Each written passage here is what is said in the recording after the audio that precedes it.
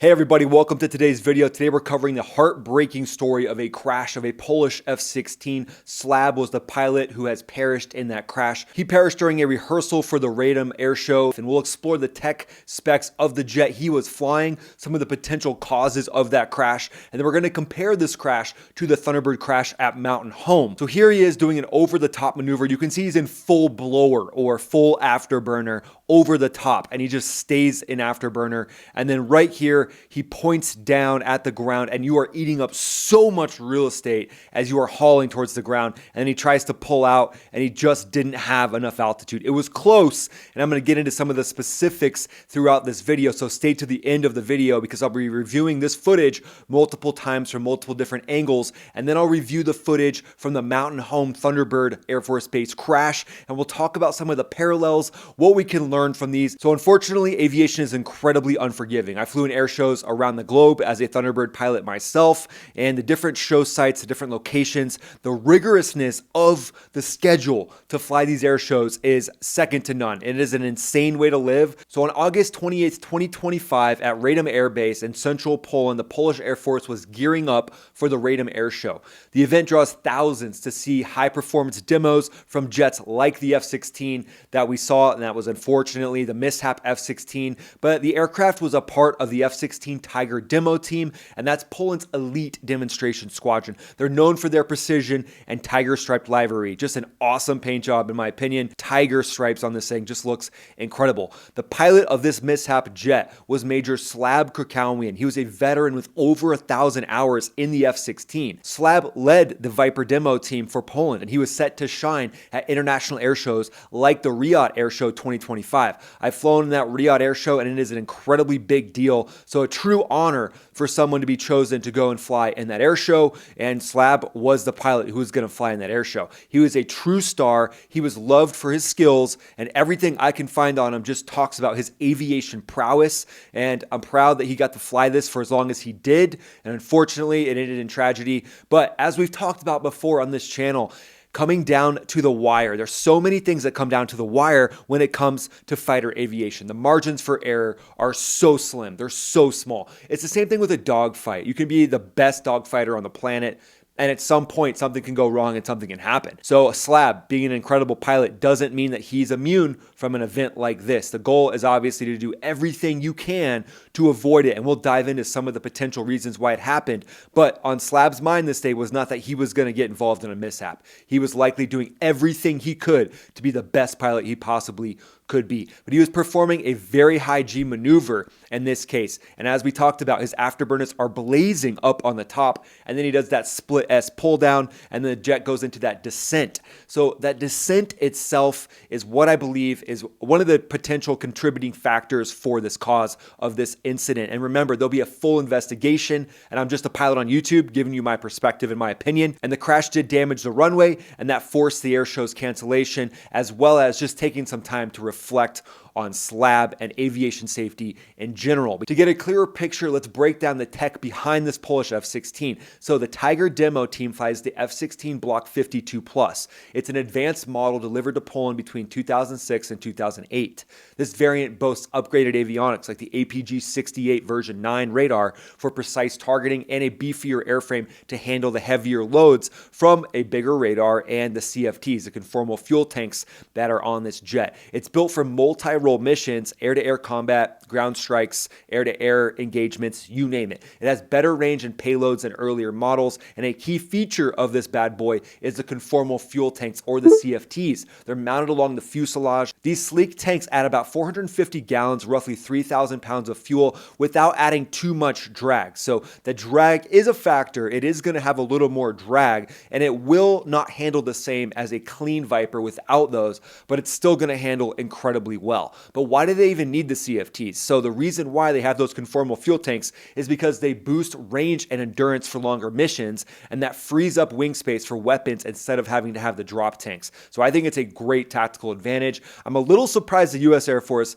doesn't have a few squadrons that have those conformal fuel tanks, just because of the flexibility that it gives you to carry weapons on those stations instead of those big gas bags. So the flexibility that this has is why the Polish Air Force opted to have those CFTs, a lot of the partner nations for the US fly F-16s with those CFTs. And for the Tiger demo team, as you can tell, having those CFTs doesn't limit them at all for their high G maneuvers. And they have a little bit of extra fuel to play with. They probably don't load the Viper up to full fuel capacity during these air shows, but we'll talk more about that in a little bit. But this jet itself was powered by the Pratt & Whitney F100 PW229 engine. That's a turbofan jet engine with improved performance and tech. And that jet engine pumps out a whopping 17,800 pounds of dry thrust and up to 29,000 pounds with the afterburner going. So you just want to have a little dry thrust, 17,000 pounds, no big deal, but close to 30,000 pounds with the afterburner going. And that's just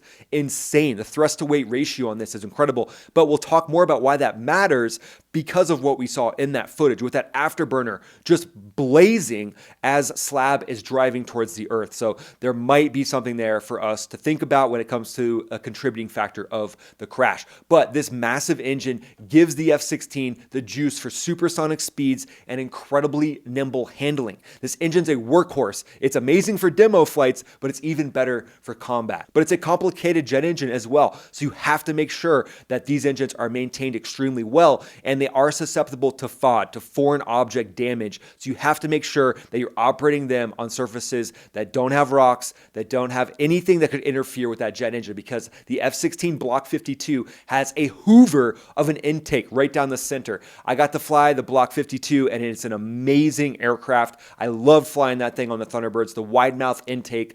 I could sustain 9 Gs, not lose altitude at 400 knots, and accelerate. I mean, it's just crazy how much thrust that the F-16 has. What a workhorse, an incredible jet. And the Block 52 has an empty weight of about 20,000 pounds, and that would include those CFTs. So fully loaded, it can hit about 48,000 pounds, but for a rehearsal for this air show, it was likely much lighter. I would estimate it was somewhere around 25,000 pounds probably at the time of the crash. And that type of a fuel load is optimized for agility, but it still gives the jet enough fuel to power through those precise high G stunts. What I've seen as a Thunderbird demo pilot unfortunately included an event that was similar to this, but in that case it was Cajun Del Bagno who crashed a US Air Force F-16 Thunderbird during a practice, and it was actually during a very similar maneuver. Unfortunately, Cajun didn't make it out either, although I think the cause of that crash was a lot different than this one, but I'll tell you why here in a second. So we'll step through the video again. So as you can see right here, SLAB is over the top with the afterburner fully cooking.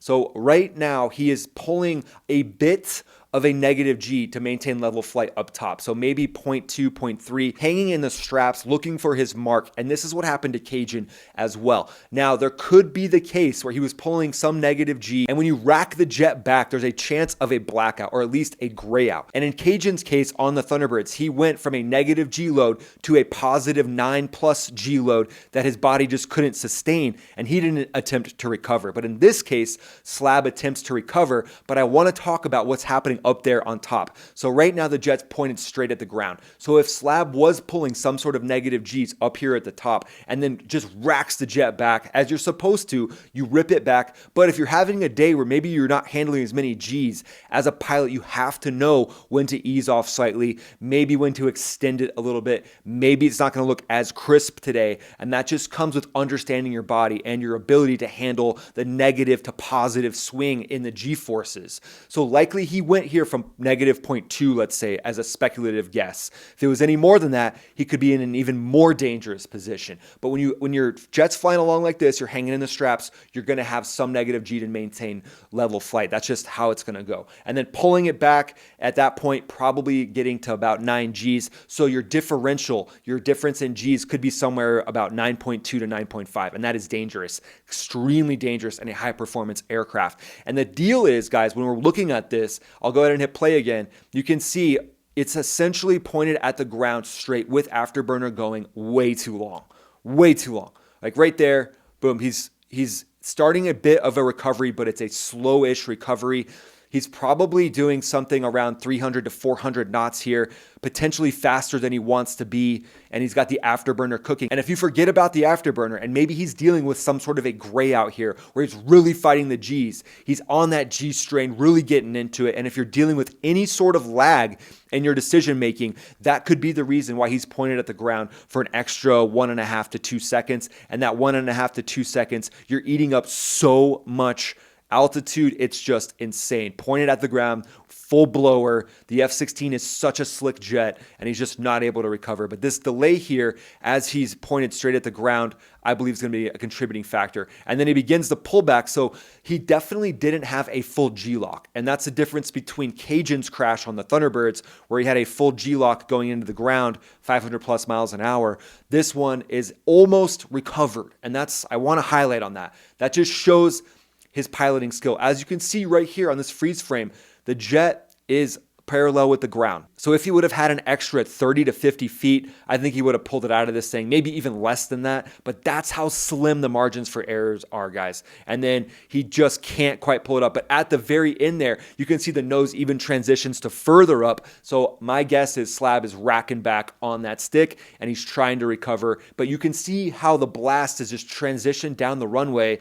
He almost recovered. That shows the energy is moving forward. It wasn't just a smoking hole. So he tried to recover. He tried to get away from the ground and he just couldn't. So even a pro like SLAB could black out if he wasn't on top of his G strain. His experience makes that unlikely, but even an experienced fighter pilot on a bad day can have an issue like this if they're going from a negative to a positive G. Again, I learned this lesson the hard way, seeing it happen to Cajun. Now let's compare this crash to the 2003 Thunderbird crash at Mountain Home Air Force Base in Idaho. Captain Chris Strickland was piloting an F-16C Block 42 during a practice for the Gunfighter Skies Air Show. He was performing a split-S maneuver, a high-speed dive, followed by a pull-up, but something went wrong. He potentially had a lower elevation set, like the elevation for Las Vegas, but at Mountain Home, it's a 3,000-foot elevation. So this miscalculation meant he thought he had more altitude than he really did. And as the jet dove super low, he realized he couldn't pull up in time. And just a few feet later, he ejected, barely escaping.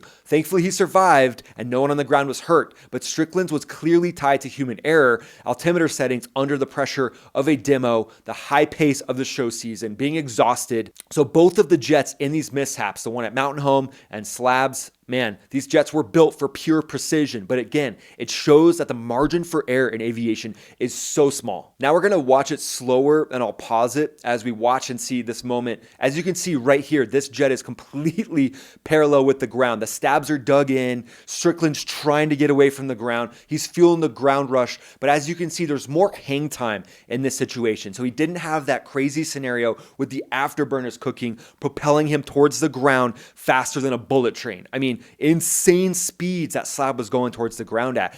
In this case, Strickland had a little bit more time to understand he wasn't going to make it. And he probably knew it way before this. And the rumor is, since Strickland was an F-15 pilot, that he tried to eject a few seconds before, but he was reaching on the side of the seat. That's where the F-15 ejection seat is.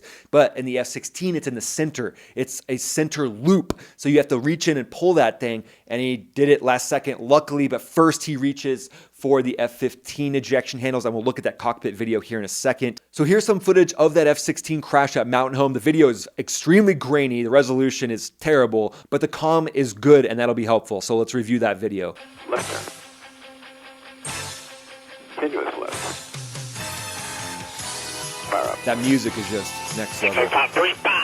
Okay, he says 6 on top, 3.5, and then you throw on an airspeed, but that airspeed was stepped on. So if he's 3.5, he's 3,500 feet, and it's a 3,000-foot field elevation at Mountain Home. So just totally disoriented, likely he's tired. It's the first maneuver of the day. He does that muscle climb, gets up there. So, I mean, that's just an insane situation. Let's watch a cockpit view of Strickland. Here we go. So he's doing his muscle climb. Nice red show suit, looking good. Rotates, calls the 3-5 call. Man, now he's probably starting to get ground rush. You can see the vapes getting a little stronger on the back of the jet. He's really racking back. Goes for the side. Man, just made it out in time. Literally a split second before the jet crashes. Really happy that he made it out. That's awesome. So these crashes, they show how razor thin the margin is in aviation, even for elite pilots. The Thunderbird incident led to stricter altimeter checks and better crew rest protocols to keep pilots sharp. For Poland, investigators will likely dig into maintenance logs, the black box, SLAB's rest and recovery, and they'll try to piece it all together and give us an understanding of what happened here in a few months. But airshow pilots push the limits, but safety has to be in the lead. So Poland's pausing this, they're not doing this air show, and they're likely going to tighten up some procedures, just like the Thunderbirds did after that 2003 crash. So SLAB's legacy will live on, and he'll drive teams to honor his skill with safer practices and safer air shows moving forward. So this tragedy hits hard for aviation fans around the world. My thoughts and prayers are with SLAB and his family, his team, and the Polish Air Force. I'll keep you all posted as this situation develops and we have more information on this. And again, I just want to highlight how the crowd remains safe, and that's great. The system that's set up for air shows to keep the crowd safe is working. So hats off to everybody who's designed the air show layout and the show layout to keep the crowd safe. That's the most important thing. So I'm really happy in this situation that nobody on the ground was hurt. Thanks so much for watching, guys. Really appreciate it. Please check out this video right here. I'll see you on this video. This is Ryan, also known as Max Afterburner, also known as the fighter pilot next door, signing off.